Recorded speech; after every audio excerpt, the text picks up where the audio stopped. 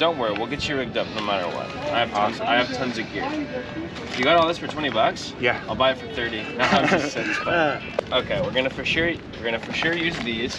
Okay. These are nice. These are perfect. These are really nice. And what rods do you guys have? I got this rod right here. This is one of my better rods. Then I got a really long one. Do you have anything heavier than this, or is this all you got? That's about all I got right now. Okay. Want to get you down to get spooled? Okay. This is the heaviest one you got. You might get spooled, but hey, it's a good problem to have. I would rather that than not have any chance at all. Yeah, I hear you, bro. We'll get you spooled. Oh, old jigs. So you don't even know. You ready? Look at this. Look at this old school Rapala. This thing's sick.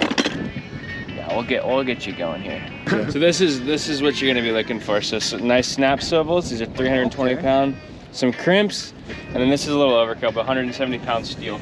So we'll crimp the steel to your snap swivel and your hooks. Okay. And then we'll slide it off. We'll put like a whole macro on and we'll slide it down. Okay. Yeah. Okay.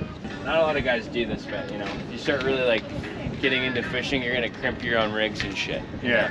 Because you can't really buy like these slide bait rigs. Like it's like the Australians are really big on it and the Hawaiians are really big on it. So there's not a tackle store around here that's gonna sell like a slide bait pre-rigged already. Well, like what the guy did over there for me, he tied it, like he just twisted it. And you can do haywire twist too, but you have to have a certain kind of steel. My steel is like monofilament coated and it's too heavy to do haywire twist. So if there's no mono coated on it and it's thinner, you can do a haywire twist. One of your shark rigs in there's haywire twisted. Okay. Yeah. But mine's on this heavy stuff, you have to crimp it. But if you know anything about crimping, that shit ain't coming off.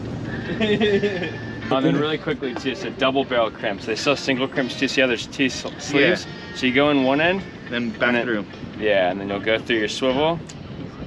Okay. And then these are the AFW, American Fishing Wire brand.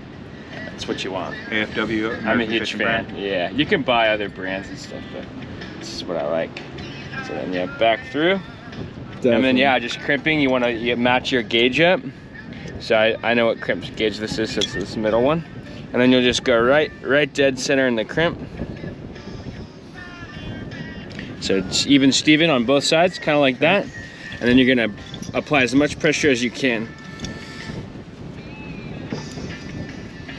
Yeah, you're more professional than the guy that set the last one up. He was just like tying it with extra fishing line. I'm like, I don't know if that's gonna work. Twists are nice. I just fish heavier. I normally fish too heavy to haywire twist it.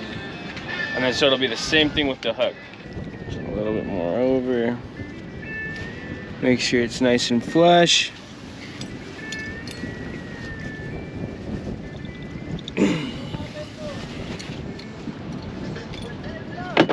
one thing I normally do is I'll take it over to something solid.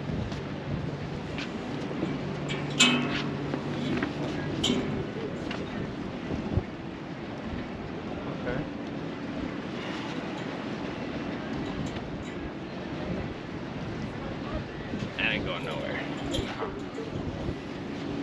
So what you're gonna want to do is you're fishing super light.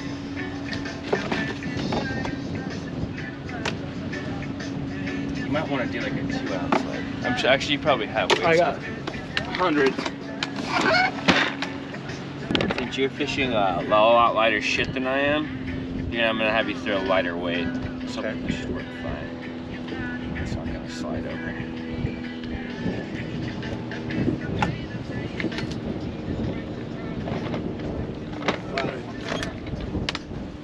Maybe a little bit flatter? No, it's okay. I wouldn't actually go a flat weight, but that's what you got. Actually, here, I'll hook you up.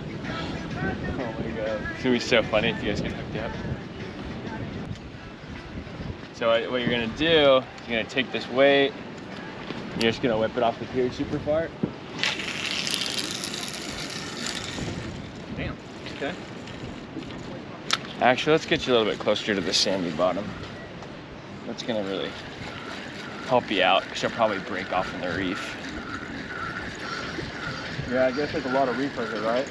Yeah, I know where there's sand now. And if you guys hooked up, I kind of want to watch you get spooled. So I'll set you right next to my gear. Awesome, awesome.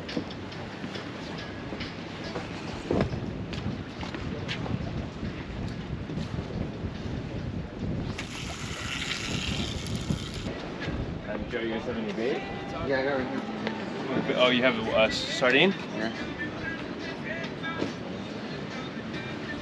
Oh, yeah. Oh, good looks.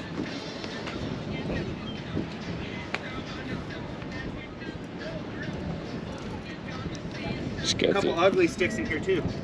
What kind? Oh, the basic. GX2s. The basic ugly stick, you know. Yeah, those are good. Shakespeare ugly stick.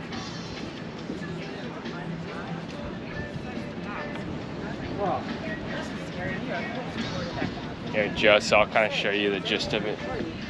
So you have your weight's all the way out there, right? I'll take the snap swivel. Clip it on. Let me just tighten this up a little bit. Have your weight way out there. I'll tighten up the slack, and then. It won't fall off? No, because it'll go to your weight. Okay.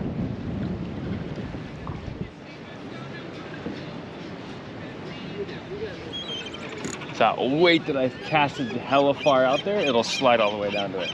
So instead of having like, let's just say instead of that that snap swivel, or let's just say I just tied to that snap swivel, you know, that I just clipped on, I just tied to it and casted it out, I wouldn't be able to cast that far because just the weight itself is so much easier to cast. Okay. So you're able to get the bait like further out. So you'll just let this rod sit. When you get bit,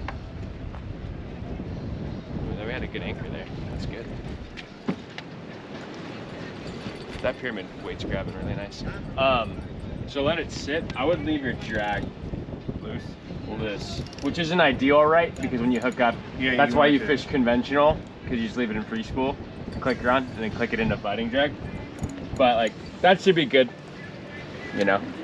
And then just remember when it starts running, button it down a little bit, but not too tight, because something that's gonna pick that up is probably gonna be decent size.